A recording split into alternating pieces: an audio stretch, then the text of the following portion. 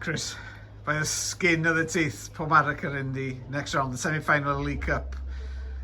We came close, but we got the goal in the end from Shaun Cavanagh, and it's a great result. Yeah, I just said to you there, I thought we were the better team throughout the game, really.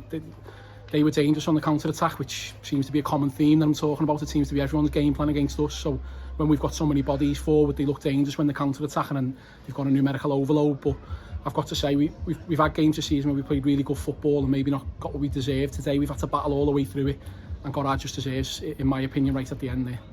Were you thinking of penalties? Was that in the mind?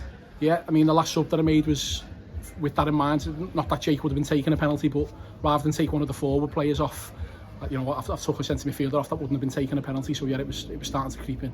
We were missing a few players as well and some illness, so it's a great achievement to reach the semi-final. Yeah, we've got even a couple of lads that started today. Sean Williams has not been well all week, and we asked him to start today. Obviously, I didn't start the game with Tom because we don't want to overload him with the amount of football he's playing at the minute with his injury. So we just agreed to play him for 45 minutes today. It's just about managing it. Obviously, everyone has injuries. We had a few illnesses this week as well, and I've just got to manage that. How can we move forward now to next week and back into the league and try and get the points? You probably heard that the let-off in the changing rooms then, so you know it's bouncing in there now, and it's just about taking the momentum of this game. Obviously, we've had a lot of away games that have been similar to that have gone against us. Today it's gone for us, so we build on that now and take it forward to a really tough game next week, of course, which is NFA are third in the league at the moment, and they're there for a reason, so it'll be a tough game.